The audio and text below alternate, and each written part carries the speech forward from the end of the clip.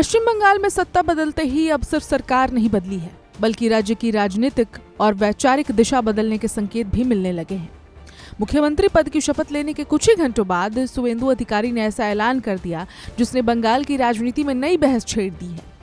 ममता बनर्जी जहां पोइला बैशाख यानी कि बंगाली नववर्ष के दिन बंगाल दिवस मनाने की पक्षधर थी, वहीं अब सुवेंदु अधिकारी ने साफ कर दिया है कि उनकी सरकार हर साल 20 जून को ही बंगाल दिवस मनाएगी। आज की इस रिपोर्ट में हम आपको बताएंगे कि आखिर बंगाल दिवस को लेकर विवाद क्या है, ममता बनर्जी और केंद्र सरकार के बीच टकराव क्यों हुआ था और अब सुवेंदु अधिकारी ने ऐसा क्या फैसला लिया है जिसने इस मुद्दे को फिर से सुर्खियों में ला दिया है। दरअसल कोलकाता के ब्रिगेड परेड ग्राउंड में भव्य शपथ ग्रहण समारोह के बाद मुख्यमंत्री सुवेंदु अधिकारी ने कहा कि उनकी सरकार पश्चिम बंगाल दिवस 20 जून को मनाने का प्रस्ताव विधानसभा और कैबिनेट में लाएगी। सुवेंदु अधिकारी का कहना है कि 20 जून 1947 बंगाल के इतिहास की सबसे महत्वपूर्ण तारीखों में से एक है। इसी दिन पश्चिम बंगाल के विधायकों ने भारत के साथ रहने और विभाजन के पक्ष में मतदान किया था।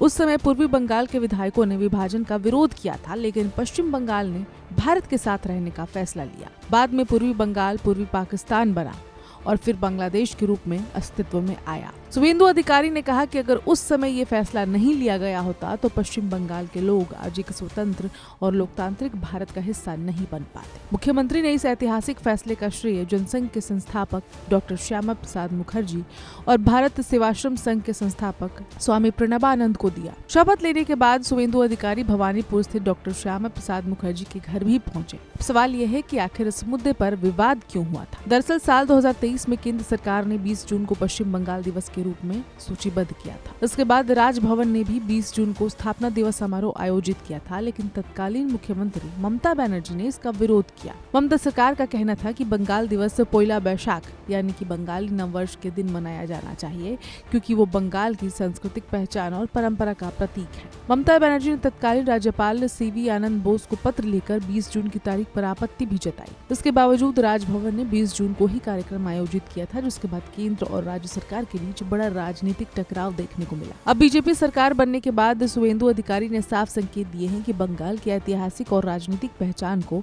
नए तरीके से पेश किया जाएगा। राजनीतिक जानकार मानते हैं कि ये सिर्फ एक तारीख बदलने का मामला नहीं है, बल्कि बंगाल की राजनीति में वैचारिक बदलाव का भी संकेत है।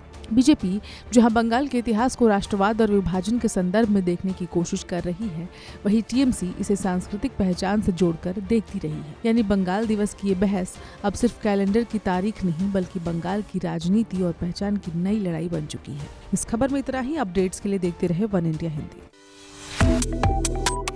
Subscribe to One India and never miss an update. Download the One India app now.